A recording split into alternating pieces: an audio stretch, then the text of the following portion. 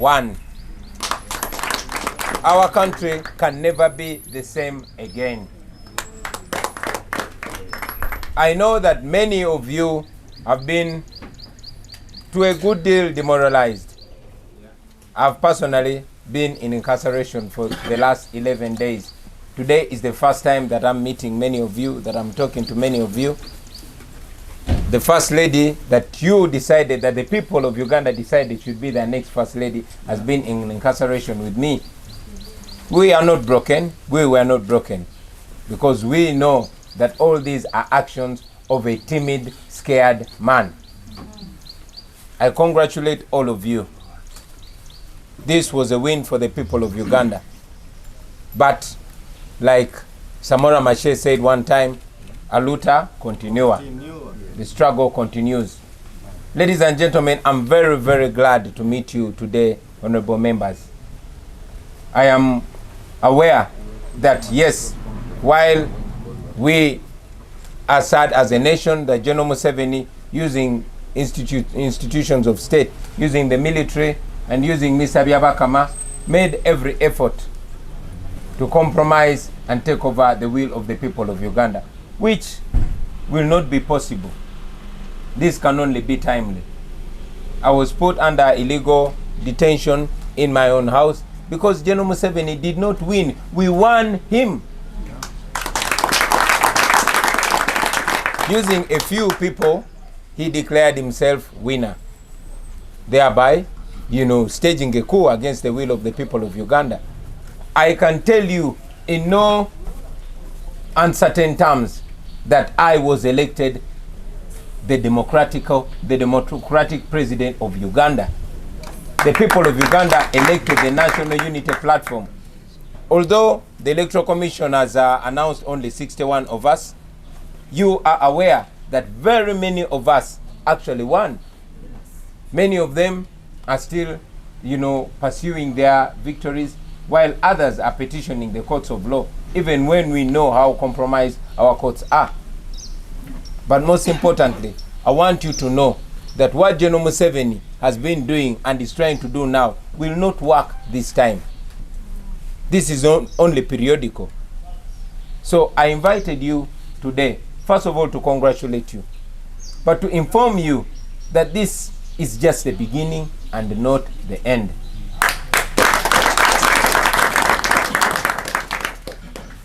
Friends, you won. You are now honorable members. But it is important to know these things below. One, it is just the beginning. And there's nothing to celebrate right now. There's nothing to celebrate when General Museveni, using his divide and rule tactics, is trying to channel this and create a narrative that this was a tribal election. He was rejected not only in Uganda, he was rejected the country over. He was rejected in the north, rejected in the east, rejected in the west, and rejected here in the south and the central. You are all aware that General Museveni deployed the military. You have seen video evidence of the military and the police pre-ticking ballot papers, stuffing ballot papers, putting voters on gunpoint and ordering them to vote, not secretly, but on the same desk when everybody is watching, to ensure that he puts up an image that he has won. But I'm glad that unlike ever before, not only locally but internationally, all these schemes have been rejected. You have seen statements from the United Nations, you've seen statements from the United States, you have seen statements from the European Union and very many other international bodies rejecting the fraud. We continue to reject the fraud, and in no unequivocal terms, we are saying that we defeated General Museveni and we are the true winners. However, the will of the people was usurped by General Museveni. He staged a coup. And as we speak right now, while he tactically left some of the very ashaming wins to proceed, he went ahead to avert the wins of other people. Like I told you, many are, pursuing their wins. That explains why not all of us are here today. This is a beginning, friends. the liberation struggle continues. We are not free until we break free from the 35-year-old regime. Yes.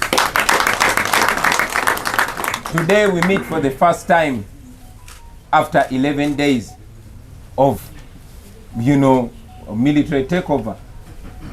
It is not a mistake, friends, that we meet today when it is making 35 years of the Museveni gun rule. Today, as I speak to you. It is not a mistake. We are living in a generation where we see revelations before our own selves. It's up to us to tap into them. It's like electricity. It's always there until you tap into it. This generation that very many of you represent, I can see you, very many of you, even as newly elected members of parliament, I believe the majority of you were not born when Museveni took over our country. Look at yourselves right now. The people of Uganda have entrusted you to liberate them from this slavery. And that's exactly what we are going to do. So, number one, I want you to know that the people of Uganda trusted us. They trusted you. Just like our Secretary General has put it on your posters, and as a promise, we put a new Machindi, a new Kampala, a new Kawempe, a new Bukomansimbi, etc., etc. This is the time for us to make good of that promise. While we were still in the campaigns, that we are not going to wait to give that leadership when we finally wear the victor's crown. We must give that leadership even when we are in the struggle. This is just one phase of leadership accreditation. The people of your constituencies have accredited you, and this is when you begin to give that leadership. While your people want you to represent their voices in the parliament and in the various offices that you've been elected to, your people, most importantly, want you to assert the voice of freedom, the voice and aspiration of an end to the dictatorship. And that's exactly what we are doing. And it's my humble prayer and request to you, friends, that you do not forget the mission. This is a mission to freedom. We have always been telling our people, mission 2021, not election 2021, but mission 2021. And I've told you before that our people have agreed with a long old statement that politics is so serious a business to be left to politicians. So I'm asking you not to be politicians. I'm asking you not to be the regular politicians, but to be freedom fighters, to be leaders. We are leading an entire generation out of slavery, and they are banking on you. When General Museveni ordered for the surrounding of my house, he was convinced in his old school mind that by incarcerating me, by disconnecting me from the people, he's pouring cold water on this, our revolution.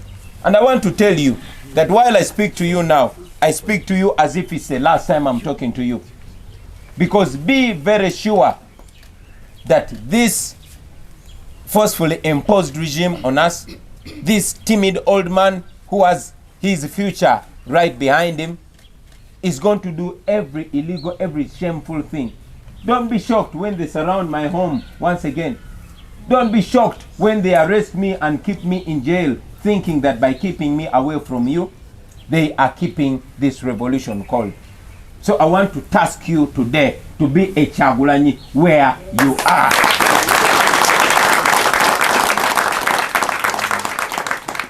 Mwadanku nyingi, the people of Chadondo voted for you. They sent you to accomplish a mission. Same to you, Shamim Malende. Same to you, Kazibwe Bashir. Same to everybody. This is no joking business. This is when the real fight begins. I've told you before, and now the people of your constituencies have proved to you that I'm not any different from you. You can do what I'm doing and even more. And the people have tasked you to that. This is no time for us to put on smart straight jackets and go to parliament and enjoy.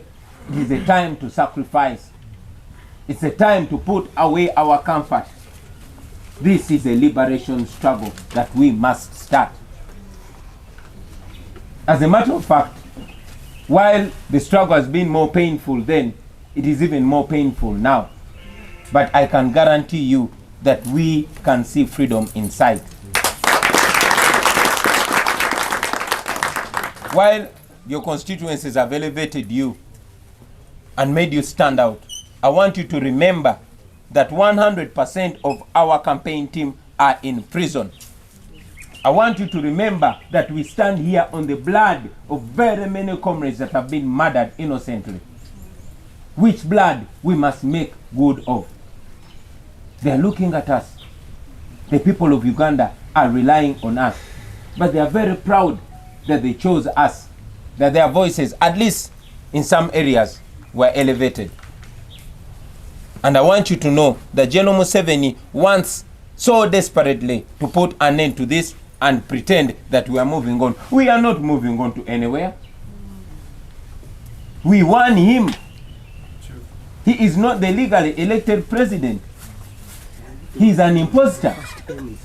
Yes, he is. So while you take on these offices, I want you to remember that this is going to be a two-pronged approach.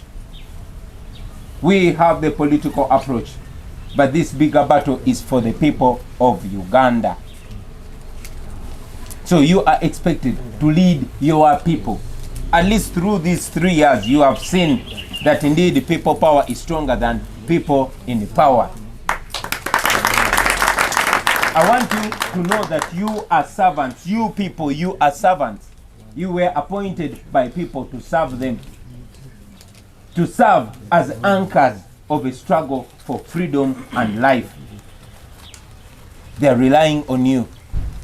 They expect you to be serious. They expect you to be assertive. I know we are going to discuss much more in the absence of the media, but I wanted to congratulate you, friends, and task you and remind you that business is just beginning. It has not ended. There's no reason to celebrate now. There's only reason to be reminded that we have a big task ahead of us. You see, like Mandela one time said, the struggle for freedom is like climbing a mountain. You will climb and get to a certain level thinking that you've overcome, only to see that there's another phase to climb. That's a phase that we are going to right now.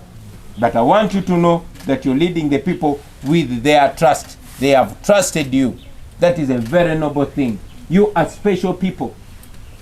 Amidst all the rigging, amidst all the irregularities, amidst all the violence, the people asserted their voices. Don't look at yourself like the ordinary. You are not ordinary. You are freedom fighters. You are revolutionaries. Embrace it. Own it. And give leadership. Be magnanimous to those that you won. I know many of you were vying with other forces of change. This is a time to bring them forth. This is a time to show them that we are about leadership. This is no time to brag. This is a time to be humble. But most importantly, this is a time to remember that we are servants of the people of Uganda. So I congratulate you, friends. I welcome you to this struggle. It is not going to be easy, to be smooth. They are going to provoke you. They are going to try to compromise you. They are going to offer you loads of money. They are going to offer you positions. You've heard General Museveni bragging that he'll buy out some of our leaders. He's bragged that he's going to offer ministerial posts to some of you. And when you refuse, like I know you will, because I know you cannot save your people. When you refuse, they will persecute you. They will jail you.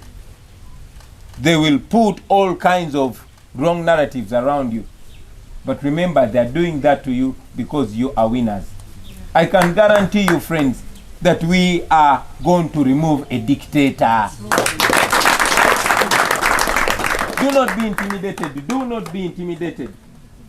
General Museveni might have used the military to assert his force and impose himself on the people of Uganda. Like I've already told you, he's an impositor who we are going to remove soon and very soon. Take examples of his friends, Hosni Mubarak, who purported to have won with 80-something%. His recently kicked out friend, Omar el-Bashir, who posed to have won an election with 90%. Not more than a year, he was out of office. We want Museveni out of office in less than a year.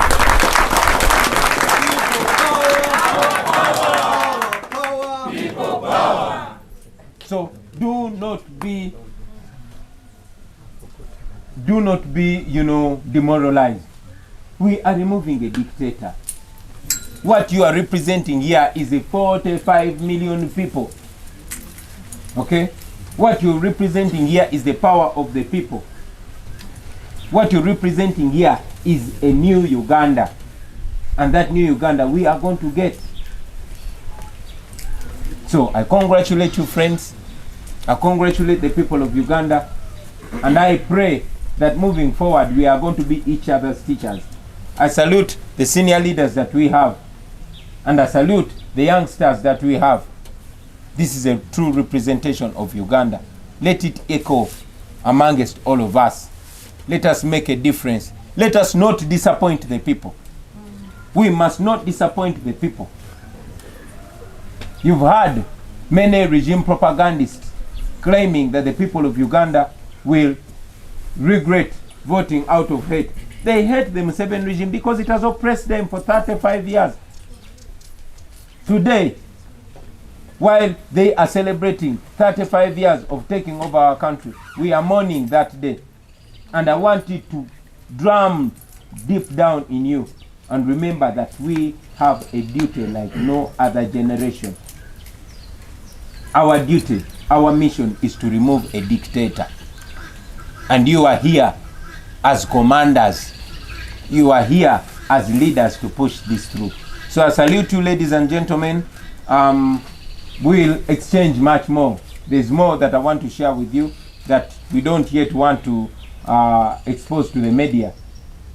There's much more that you are going to get from our leaders, but I wanted to salute you and welcome you yet again to this next phase of our struggle for God and our country.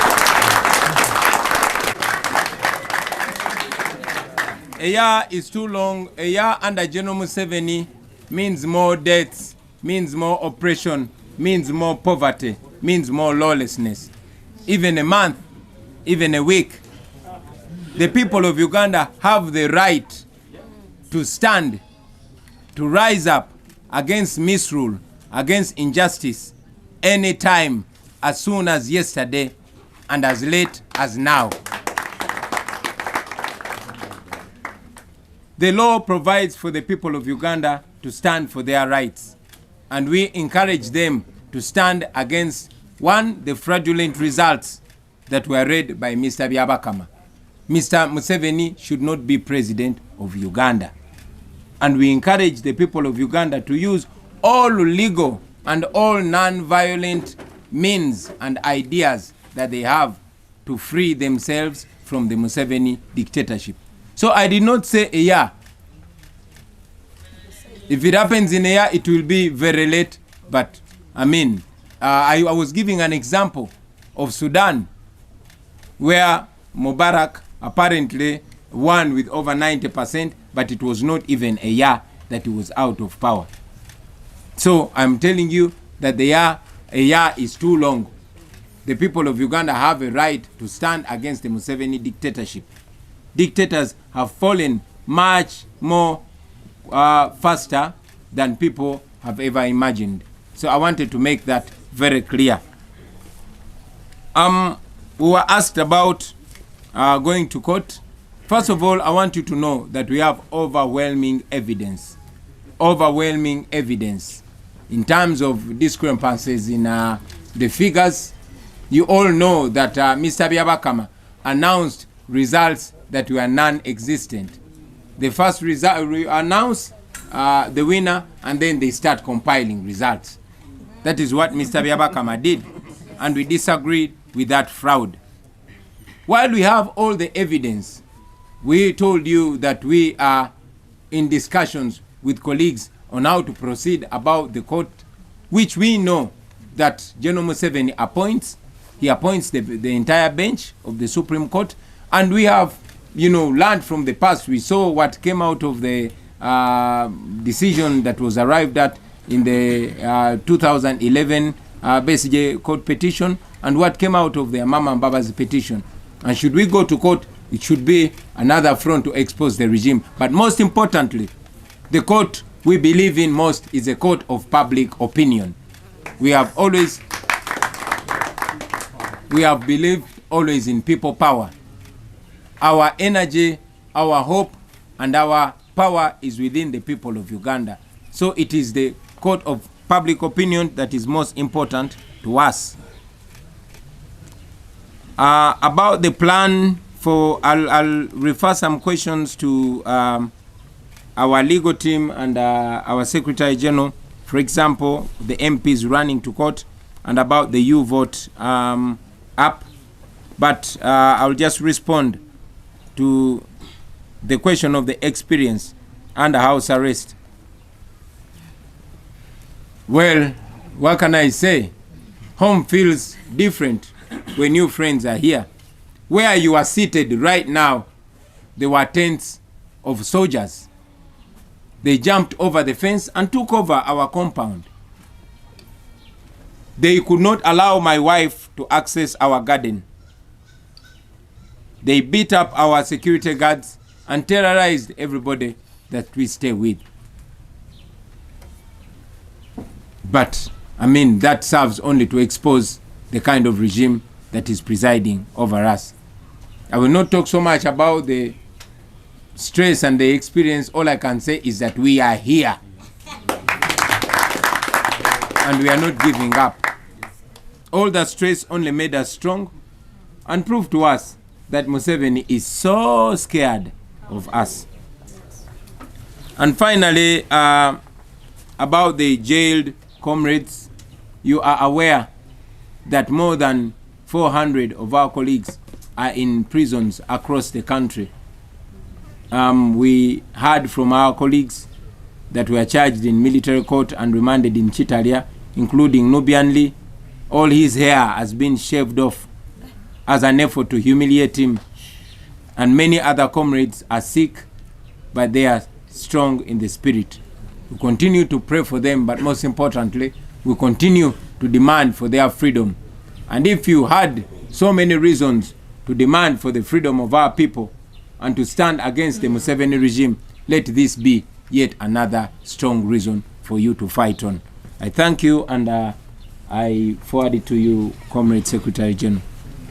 I don't add anything to that. But before I call the questions, I want to make a few introductions of leaders that we did not introduce at the start.